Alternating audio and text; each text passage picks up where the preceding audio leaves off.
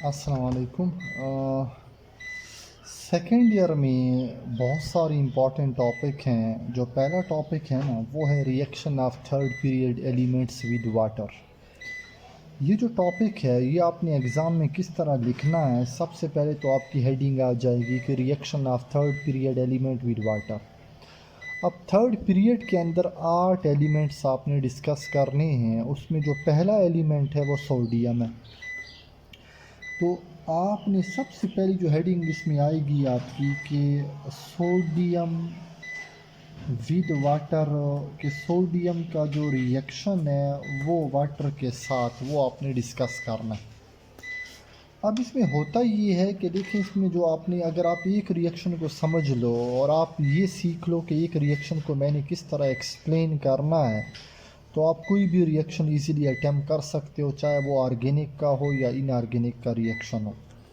For example आप इस sample को देख लें कि सोडियम विद वाटर आपने लिखना कैसे। तो अब हम ये कहते हैं कि जो सोडियम है, sodium is a large metal, वो एक बड़ा मेटल है, छोटा मेटल नहीं है, बड़ा मेटल है।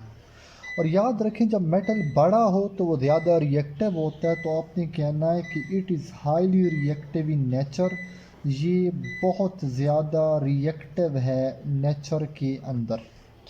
अब मेटल्स की जब हम कहते हैं ना कि मेटल ज़्यादा रिएक्टिव है, तो इसका मतलब होता है कि वो इजीली इलेक्ट्रॉन डोनेट करेगा, यानी इजीली ऑक्सीडाइज होगा। तो हम कहते हैं एंड इजीली ऑक्सीडाइज, और बहुत आसानी से ऑक्सीडाइज होता है विद वाटर, पानी के साथ।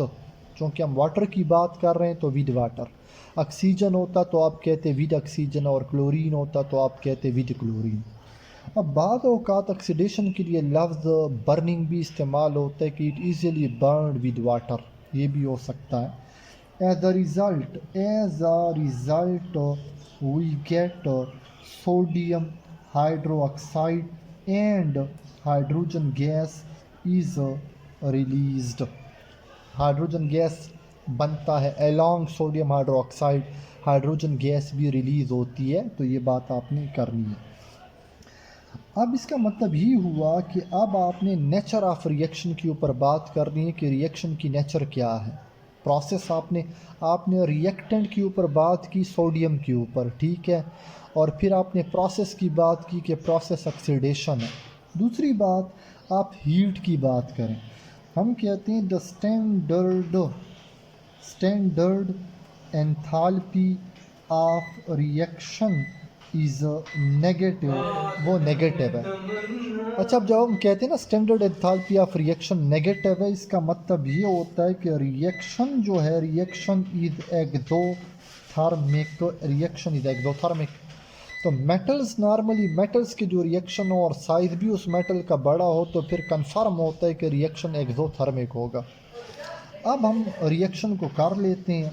ये सोडियम का 1 मोल, वाटर का 1 मोल सोडियम ऑक्सीडाइज हुआ, बना सोडियम हाइड्रोक्साइड, साथ हाफ मोल हाइड्रोजन गैस जो है वो रिलीज़ हुआ। क्लियर।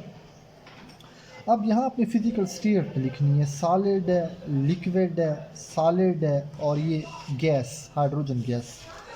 अब आपकी थ्योरी अभी ख़त्म नहीं हुई। अब आपने डिस्कस करना है, जो आपका प्रोडक्ट बना है ना उसके ऊपर बात करनी है कि प्रोडक्ट क्या है।